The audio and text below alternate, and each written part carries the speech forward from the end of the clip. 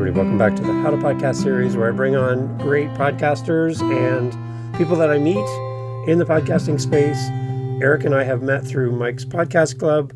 We are in North America. It's a UK-based podcast group, but Eric's there all the time. He's giving great content, great advice, and great support to the group. And as soon as I saw him and I met this guy, I knew that he would be great for the show to come on and talk about his experience and how he helps podcasters and his journey as well. Eric, welcome to the podcast. Glad to have you here as a guest co-host. Thank you, Dave. Nice to have you on the show. I appreciate being here, but I don't think I belong here because you said you have great podcasters on. So I'll leave. You get somebody else that can do a better job. All right. Thanks, everybody. We're done. It's been fun. It's good to have you. Yeah. Eric, tell everybody, where are you? Where do you live? So I'm in Utah, near Park City, Utah, up in the mountains. I live in a high mountain valley. I have a beautiful office in my home. I can see the mountains here, 4 different ski resorts I can see pieces of from my window. And so it's a beautiful spot. Excellent. How did you find the Mike's Podcast Club that we met in? How did you find that group? That is a good question. I'm guessing one of the podcast newsletters, email newsletters. I think they had a post in there. Okay. And I really don't know that many other podcasters. And it's been good to have some connection and feedback with just other people that are doing some of the same kind of stuff that I am. It's very helpful. I get a little lost in some of the UK lingo and the terminology. I'm like, when they say they got to put tea in the oven, I'm like, I thought tea was made on the stovetop. I don't understand. Oh, that's dinner. Oh, it's food. Or we're taking a break, like, go have a wee, and then come back. Fish and chip truck is coming by. I'm like, the fish and chip truck? Yeah, I want it to come by my house. That'd be great. I know. I'm like, what is it? But yeah, I get to learn a lot from our good friends over in the UK. Great group over there. Love with Vic and Charles as the leaders. They do great work over there. And the fact that we can sneak in as people from across the pond, I like that we have that. Foreigners, they let us in now and then. Yeah, I think we're there for comedic relief. I think they like to laugh at our accents, I think. Yeah, I know there's some of that. Right. Yeah, when I leave to get a little lunch, not tea, and I'm sure they're talking behind my back about something or other. But no, they're good fun, and I've learned a lot. And, those kind of things, I figure if I pick up one little tidbit that's helpful, one little thing, like how to use ChatGPT better, or how to do something in Riverside better, or something about something RSS that I didn't know. Even if it's just one, it's worth it. It's fun. And there are a lot of different people at different stages as well in their journey as a podcaster. Yeah. There's people who've been doing it for a long time. And a lot of variety to what people podcast about as well. Like you got Floyd, does like a storytelling type podcast. You got history podcasts, sports podcasts. There's a bunch of different people who do different things. And I like that because it might not be the typical podcast that you would do on your own. But as you listen to them talk about their process and what they do, you're like, oh, I like that idea. I think I can tailor that to what I do. Well, it's sort of like the 2 different podcasts that I host. They are total opposite ends of the spectrum. One is about near-death experiences. One is about beekeeping. Okay. Well, and I just helped my son. If you're allergic to bees, you might be on both shows. And I just helped my son lodge his, and it's all about real estate. Oh, wow. So, I think a lot of the basic principles of content that people like and want to listen to, and something that you're passionate about, that's at the bottom of it, no matter what the topic is. So what kinds of people are listening today? What kind of podcasts are they doing or thinking about doing? Do you know? It's interesting because I had a message from a listener, and they said, Eric, I listened to your show, Dave, but no offense, I'm not listening for the content. I'm listening because of you. And they said, I'm never going to start a podcast, but you're part of my routine now. And I love listening to you and how quirky you are and weird and all that. And I've just made room for you in my calendar. And I find I'm curious about podcasting, but I don't think I'll ever do it. I just like hanging out with you. And I'm like, the companionship side of podcasting, I don't hear people talking about that as much as the content side and getting at 10,000 listens and all those things are really interesting. But when somebody says, I just like hanging out with you, I didn't anticipate that, to be quite honest, at the beginning of starting this. That's a huge compliment. I was never a big fan of my fan, right? Huge compliment. I was never a big fan of my voice. Yeah. I'm thinking, who would ever listen to me? All those things, right? And then to have that email come in, I'm just like, it made me sit back and go, there's more to this than just the content side. Well, and even if you're doing an interview type of podcast, like Round Trip Death definitely is, I was told a long time ago, it's still your show, Eric. Yeah. And people come for you. You're the consistent factor. That's not something I've been comfortable with, because in my business in advertising and video production for 40 years, I've always been the guy behind the camera, never in front of the camera or the microphone. So I thought my interviews were just, hey, it's my job to get the person talking. But what I've learned is it's a lot more than that. It's what the questions are and how you ask them and the kind of respect that you show for guests. And talking about emails, I had someone email just this morning saying, Eric, thank you. Your podcast has literally changed my life. Cool. And what do you do with that? And another woman last week that said something like, every morning I go for a walk in the woods and your podcast comes out Monday afternoon. I know Tuesday morning, that's my companion. And I have my earbuds in and I'm walking through the woods and I'm listening to your show.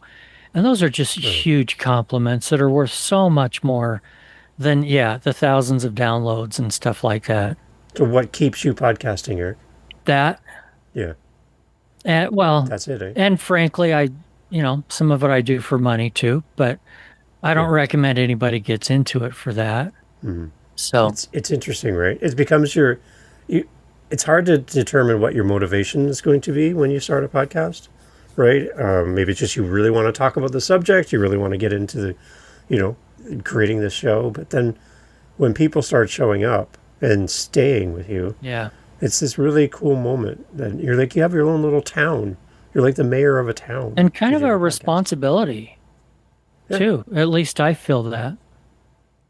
But I first got into it because, I had been in advertising for all these years, mostly doing TV commercials and that kind of thing.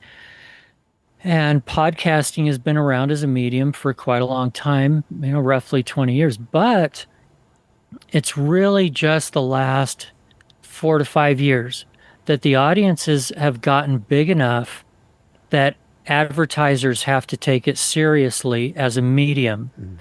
So I wanted to really understand the medium better. And I thought, what better way than to start a podcast? And my son, who was 20 or 21 at the time, we're sitting around talking, we ought to just do a podcast. What should we do it on?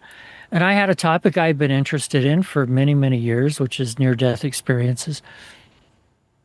And we said, well, let's do that. And then we created it from scratch. And so I learned what in the world is an RSS feed and things like that, because I realized, where is my podcast going to sit? It has to be somewhere. My websites, they have, web hosting companies and that kind of thing. And an RSS feed is the same thing for a podcast. Yeah.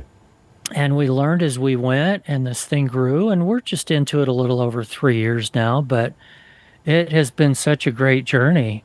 And then I mentioned beekeeping, and I started that podcast last fall. So we're only about, 8 months into that or something.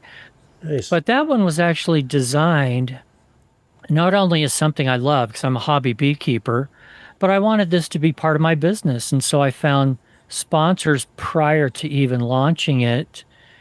And so I mentioned Moneymaker. And so that's, that's part of how I make a living at this point, and still really enjoy it for all the same reasons. It's nice because you have a dedicated audience who are interested in what you're talking about, and then sponsors who fit that audience. It's a great combination, right? A beekeeping supplier, right? And then you've got this built-in audience with beekeepers. If you were to figure it on a CPM basis, they're worth 4 times as much as a general audience. Right. Because they actually buy the things that our advertisers are selling. So there's some of the economics of it. But I have learned so much more about beekeeping and made friends all over the world that are beekeepers through doing the podcast that it's been really fun. and added to my hobby and the enjoyment of it. It's good. How do you kind of structure the bee podcast? Like is it all solo episode interviews? Like, kind of what's your format for that show? So the majority of each episode is an interview. I admit I'm not a professional beekeeper. I don't know everything, and no beekeeper does. But I really wanted it to be fun because there are other good beekeeping podcasts out there, but I found most of them quite boring. So I wanted to do something fun. So it's called Love Beekeeping. And we start out with something fun. Yeah. And I decided to do a little comedy routine at the beginning of each episode. And for those that are in the States, you probably know a comedian named Jeff Foxworthy. And he does this whole bit about you might be a redneck if. And if you this, then you might be a redneck. So what I do is I have a guy that's sort of an impressionist of a Jeff Foxworthy. And he does you might be a beekeeper if. May I have your attention, please? The following is not the real Jeff Foxworthy. If you used to think beekeeping would be an inexpensive hobby, you might be a beekeeper. If you are convinced your honey tastes better than any other in the whole wide world, you might be a beekeeper. Okay, let's do some simple math here. Now, if when you run a financial analysis on what it really costs to produce your honey, and it comes out to $20 a jar, and you think you're getting rich selling it for $15, you might be a beekeeper.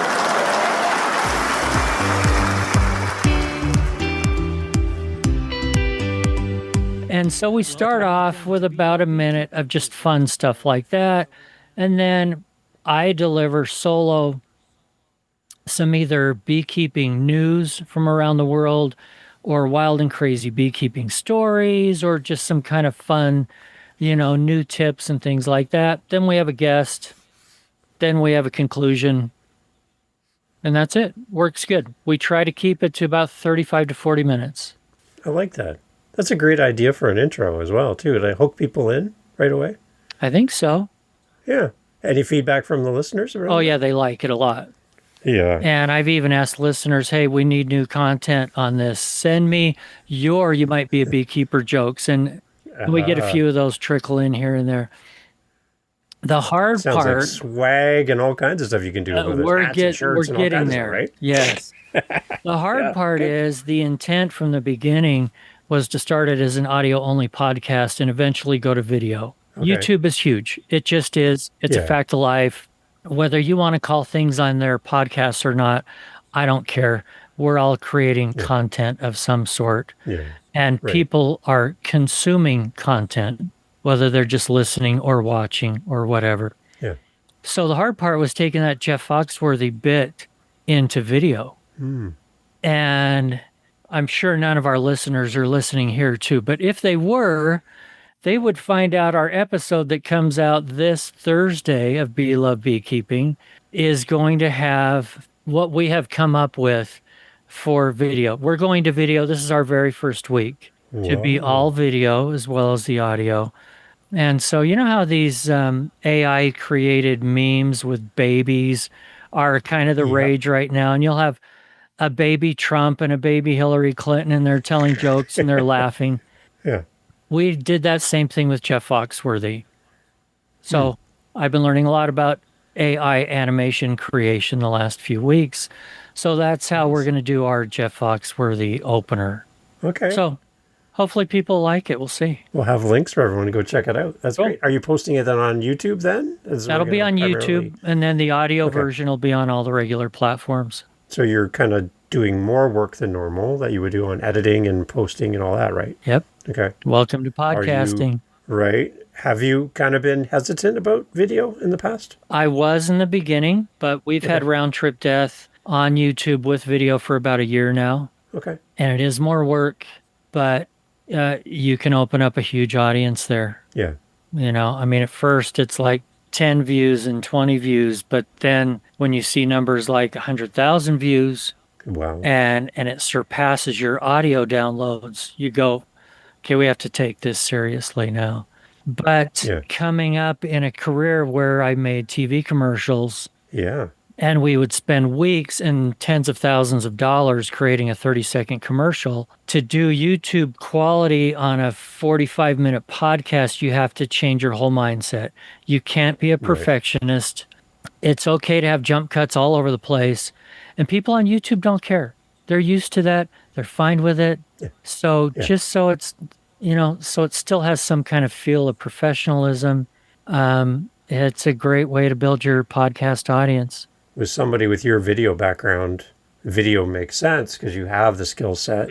What about somebody new that doesn't have any video background, doesn't know anything about video at all? Is there a starting point that you would encourage them to think about? I had a head start. I admit it. Yeah. But I also had to relearn how to do video in a different way, where we could, you know, not spend weeks and weeks doing a video, but we could spend a few extra hours in addition to the audio. We use a tool called Riverside FM. Yep. We like it. It's not perfect, but it makes the whole process really pretty darn quick.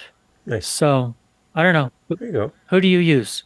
Do you use Riverside or for just me, Zoom for everything? Or I use Zoom for everything, but the reason why is I also host, like the Mike's Podcast Club, I host a meetup twice a week. So I'm paying for the pro version of Zoom so I can host these meetups because I have, you know, a bunch of people coming for that all the time. So I'm already paying for the platform, and to pay for another platform to also record. I know Zoom is not the ideal by any means, but there's a lot of great tools that really help to kind of, you know, with editing and all that. I'm doing everything the hardest way possible. Congratulations. I admit that. Yeah. So it takes a lot of time. I know that these tools would really be helpful for me, but I do have 9 podcasts. So when I multiply everything by 9, I burn through all of those plans with the amount of uploads and downloads and all that stuff. I max out on everything because that's just my problem because I have too many shows. That's my fault. But there's a lot of people that love it. I've worked with a lot of people who love Riverside, and there's Boomcaster and StreamYard and all these other things, right? You just got to find the tool that works for you, right? And go in on that, but be open to these other tools as well. Like, do your research. There's a reason why people love these platforms so much. Well, and you really get to learn it after a while, and so it becomes second nature. And anyway, we just like Riverside's, you know, not only the quality of the video and audio from interviews like this, but the editing tools really make it quite easy. And there's a learning curve. You can't just, you know, you're not going to jump in and an hour later have a 45-minute show your first day. You're going to spend a week on the first one, but it gets much easier and much easier. Are beekeepers tech savvy as guests for your show? I will have to admit, no. Okay. Did they struggle with something like Riverside at all? Riverside, if you are the guest, is very easy. It's very similar to Zoom. Yeah. But even with that, I have a guest from time to time where we have to use Zoom because they can't make Riverside work because they're out in the field, they're using their phone. So the quality is not going to be great anyway. And to get Riverside to also work on how slow their internet is or something like that is just not feasible. So frankly, I was ahead probably, I don't know, about 5 interviews. So about 5 weeks worth. I put out 1 show a week for Bee Love. And I made sure that I used all the ones that I was not going to have any video for first in that list. And then the ones that I still have in the can here, they all have video. So do you think going forward, doing a video podcast in addition to your audio might make some of your guests say no, they're not interested in doing video? Yeah. Okay. Yeah. Is that okay? Are you okay with that? Would you just do an audio version then for them? Probably not. Once you're committed to video, you're pretty committed. Yeah. And it's hard to just all of a sudden put out an audio only episode. Yeah. So I don't know. It rarely happens. but I've actually had a guest a little while ago, a doctor over in Europe that does all these experiments with bee venom therapy and things like that. And he said, I want to come on your show, but not until you're doing video. So there's both sides of the equation. Yeah. Okay. Yeah, like one of my shows is Living the Next Chapter. It's an author podcast. Historically, 3 years, I've done very little video for that podcast. But I'm getting so many PR requests now. They're like, hey, saw the audio's out. Where's the video? It's just like, it gets common. It's a common request now when people come on, and it's like they anticipate it. But then I've had people come on that show. This is interesting then, Eric, using your parameters for your podcast. I've had authors come on my show who write under a pen name, and they can't be seen on camera. Mm-hmm. If I put out a video version of them, it could put them in harm's way. So I could either say no to that interview, but this person has a great message, and I want to help them share their message. So in that case, I would say yes to them without the video, and maybe an explanation about why I don't have the video. But it's an interesting spot where sometimes video doesn't work for whatever reason. Absolutely. And then what? Then what do you do, right? So on Round Trip Death a couple of years ago, one of my favorite guests, such an interesting interview, was a gentleman that is on death row. Okay, he's in a state penitentiary in, I believe it was Tennessee, and he had 30 minutes on a landline, a terrible landline, to do this interview, audio only, obviously.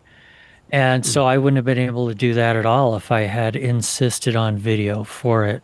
right. And it was, but even the audio only version of it, within a short time, had 10,000 views on YouTube Wow. for just audio. Wow. There are people that will go to YouTube and just listen to a podcast. Yeah. I don't get it because it's a visual medium, but Yeah. they do. And there are people that only listen to podcasts on YouTube. And then there are people that are the other way around. So, I don't know. It's interesting. I put Living the Next Chapter, again, mostly audio, onto YouTube as audio episodes. The reason I do it, I don't have a YouTube strategy at that point. It was more about just having an online shareable folder that the world had access to. Right? It's there. If you want it, it's there, but I'm not going to be promoting it. I'm not going to put money behind promoting my channel. It's there for my guests. It's advanced listen for them if they want to download, whatever. Right? They have it ahead of time. And I just went over 2,000 view hours for an audio podcast, which is really weird to say out loud in a sentence. But there's people showing up there and people engaging. I love the comments. I do encourage all my guests to live in the comments for their episode because people are talking about them. So my encouragement to all my guests is when you come on my show, your episode's going to go live to YouTube. Jump in those comments and start talking to the people talking about you on my show. You don't need my help then. They want to talk to you. You're the guest. So jump in the comments and talk to people because they're talking about your book. It's a great way for you to meet these people. Yeah. Right? And then creating a playlist for my guests of all the places you've ever been and using that as your kind of unofficial podcast in the sense that here's me on all these other shows. Even if I don't have a podcast, I can create a playlist and then share the playlist with people and go, hey, I was on Eric's show. Here's a link to all Eric's show and all the other shows that I've been on as well. So that's one little thing I encourage my guests to do. A lot of authors use that. And I'll have people on, especially on Round Trip Death from time to time, that they had an experience. They then wrote a book about it. Sure. They're coming on. They want the publicity. We give it to them. It's okay because it's an interesting story. If they try to turn it into some kind of a great big sales pitch, infomercial, I just cut them off or edit it out and then remind them, this is my show. You agreed to do this, right? To talk all about your story and answer every question I asked you. Right. Even if it's a spoiler alert for something in your book, you promised that you would. So I expect that. We'll edit that little comment out and then move on from there. But I don't know. I just figure we should deliver content wherever people are most comfortable finding it. Right. So if that's Apple Yeah. or Spotify or YouTube, I don't care. Because that line that we hear so often for podcasters, find me wherever you find podcasts. Yeah. To some people, a podcast is a 30-second clip on TikTok. That's all they know what a podcast is. So be careful when you say those words, because there's people translating those words into their context Right. and what they think a podcast is. So if you're going to say find me everywhere, you just need to know what everywhere means, right? Just keep that in mind. But people also say that in their podcast, which means the listeners already found them someplace. Yes. True. Right. Yeah, That's that a makes silly sense. thing. It's not like Yeah. most of us are running TV commercials in the Super Bowl saying, come to our podcast and find it wherever you find your podcasts. Mm-hmm. Yeah, I don't know about Right. you, but Yeah. I don't have a $5 million budget to promote my show.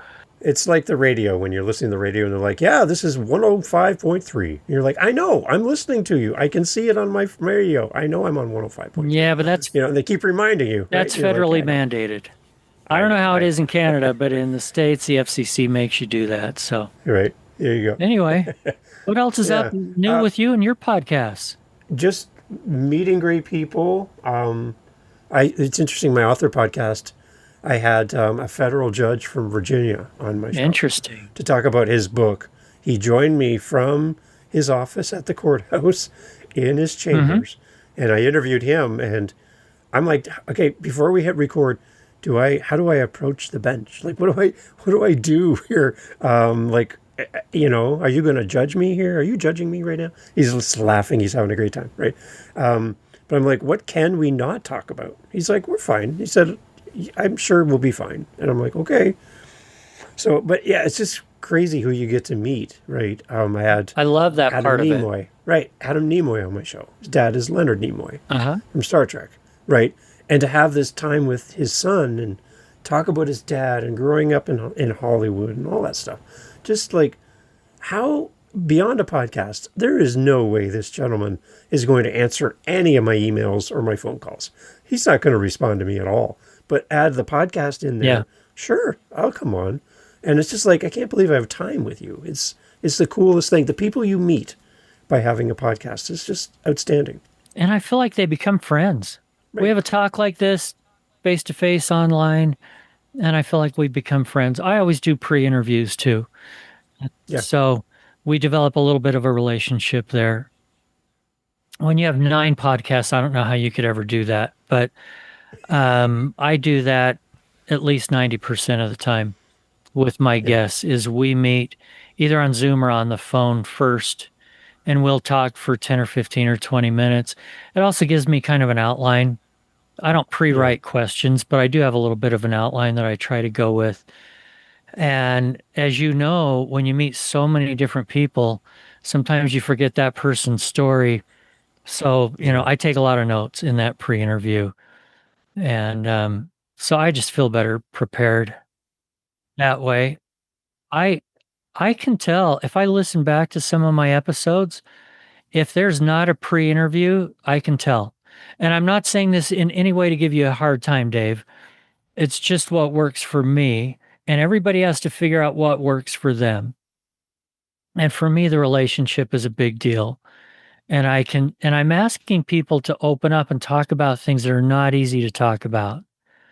If you have been in like a horrific car crash or been murdered and literally died and come back, that is not an easy thing to talk about.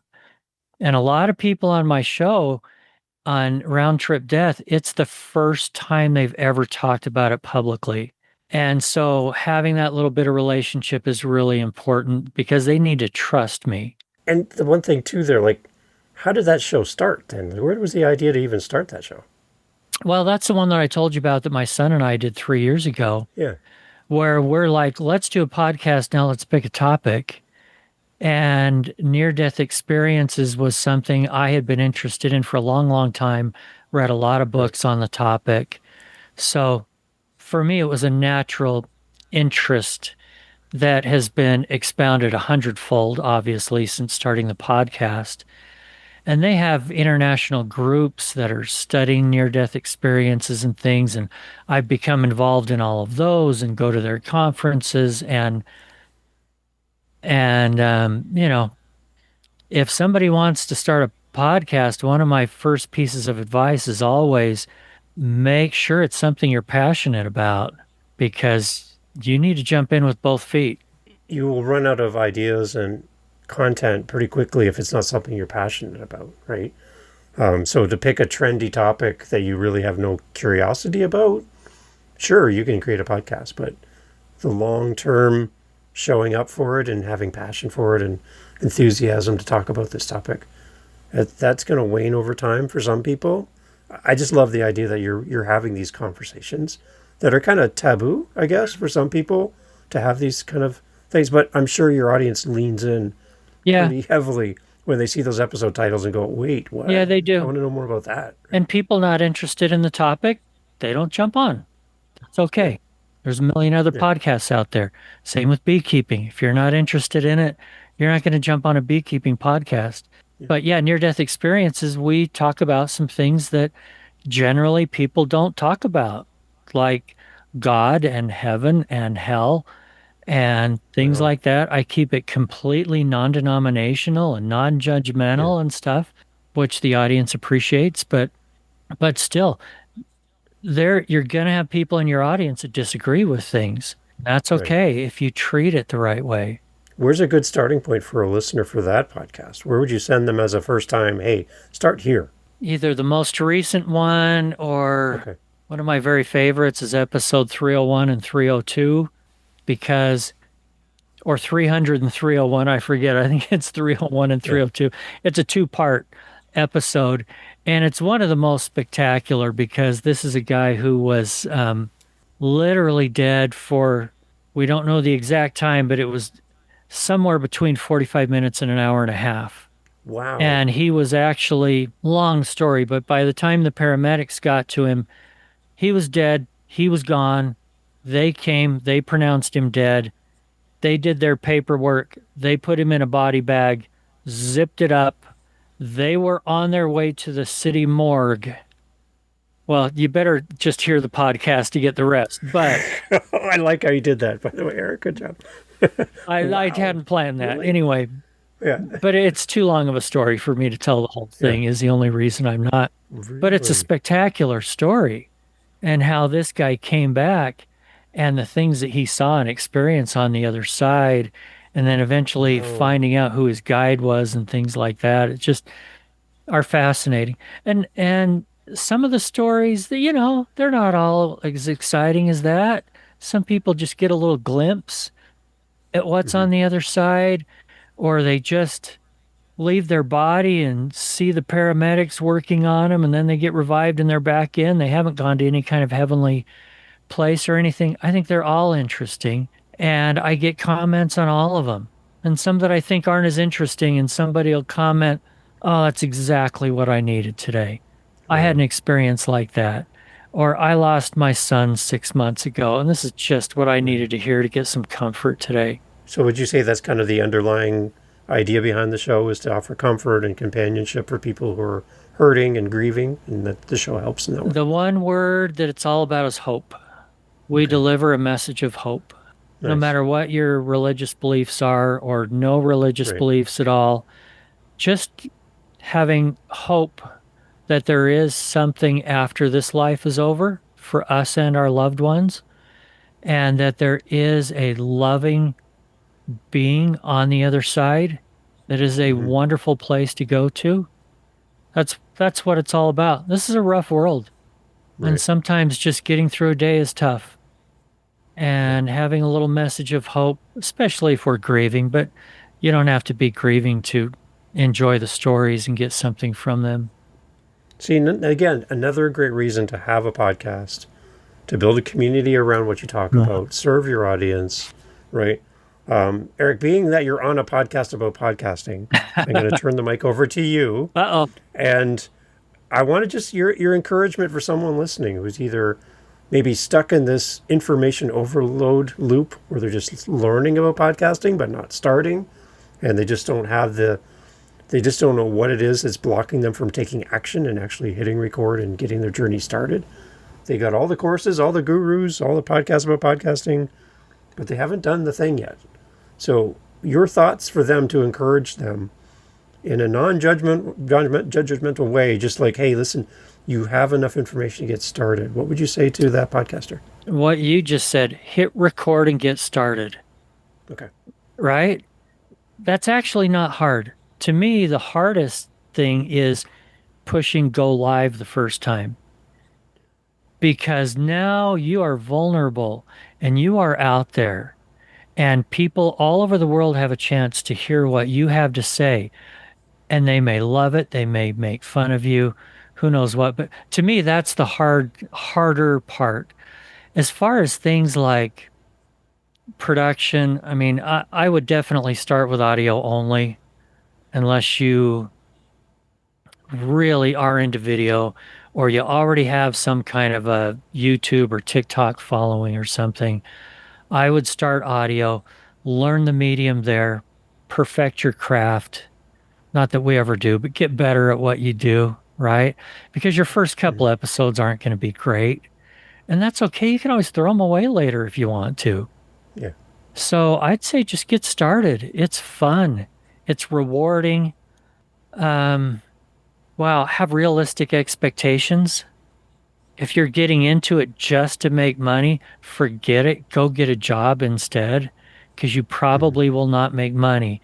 Do it because you're passionate about something and you have something to add to this world on that topic. And this world may be a small group. You may be wanting to reach this teeny, tiny niche of people. Then, okay, we'll identify who those people are. And, and then it takes me back to my marketing principles. Produce something that audience is going to be interested in. Right. Or just create something that you care about only. But if you do that, you have to not care if you get an audience or not, because you may or you may not. Right? I have a large beekeeping audience because I designed a show for beekeepers. Specifically, the content, the advertisers, everything. And being a beekeeper, I know and understand that person. So I can do that. But if you're into quilting or Barbie dolls or, whatever it is you're passionate about and want to do a podcast on, I'd love to do one on Hot Wheels cars, for example. Oh, I still have my collection from when I was a kid. And me too. Yeah. And, so pick something you love, jump into it, and don't be afraid, because it's okay that it doesn't sound great at first. You can get better. It's good. It's wise words, Eric. And then also I would suggest, not onto that, try to podcast in community. Find some people who do what you do, who understand podcasting. We have Mike's Podcast Club where we met. But try to find a group of people who know and love what you do as a content creation type thing, because then you have somebody else to listen to and learn from, be encouraged, accountable as well. And you can pick up a lot just by listening in on these groups. When you're talking on that Mike's Podcast group, Eric, there's so much value you bring to the group. And it's nice to have, again, a little bit more conversation with you off the group now, where we can talk a little longer. But I always look forward to you when you come off mic in those group meetings, because something's going to be said here I'm going to be taking notes on. So I like this. Well, I appreciate that. I don't talk much in those meetings, but thank you. Yeah, it's great. So Eric, where do you want to send people then for both podcasts? Where do you want to send them so they can connect with you and follow the show? Roundtripdeath.com if you want to learn about near-death experiences. Love Beekeeping if you want to learn about that. My company that was an ad agency that now is producing podcasts is called The Barefoot Group. It's at thebarefootgroup.com. And hopefully Dave will stick some of that in the show notes. Oh, I will. I will. I'll do it for you. Appreciate it. Eric, thank you so much for doing this. I'd love to have you come back in the future and get updates on everything. I'm looking forward to seeing the video version with the Jeff Foxworthy type intro. I'm really curious about this. So we'll be watching with great anticipation, see what you're doing. It's been fun. Let's do it. Excellent. Thanks, Eric. Thanks so much. Hey, thanks for listening to the podcast all the way through to the end. I love having these great guest co-hosts on the show to share their podcast with you. You have some homework to do. And what I'm asking of you is to go check out our featured guest co-host today. Go over and listen to their podcast. The links are always in the show notes. And I'd love for you to go and give them your love and support. And I think if we can all do that for each other, podcasting will be a lot more fun for all of us. So it's time to do what you've asked others to do for you. It's time to do for this guest co-host. Links in the show notes. Go over and check out their show and leave them a review, do the follow, go listen to their episodes in full, the entirety of an episode, which again shows to the apps that it's a good podcast because you're going there and you're staying to the end. Probably one of the best ways you can help a podcaster grow their audience and be shown to more people is by simply going and listening wherever you listen to the very end, like you're doing right now here. This is the perfect way to signal to wherever you're listening on, this is a podcast worth promoting. And all of the apps want you to stay on as long as possible. So go over and listen to our guest co-host episode and leave them some feedback. If they have a buy me a coffee, send them a coffee. If they have a speak pipe, send them a voice message. If they have an email, send them an email. If they're on Instagram, send them a direct message. Do something to support our guest co-hosts. They've given up their time to be here with you, to be here with me, and we can give that back to them with time and attention, our love, our support. Thank you for doing all that for me as well. Here on the How to Podcast series, we'll talk to you soon for our next episode.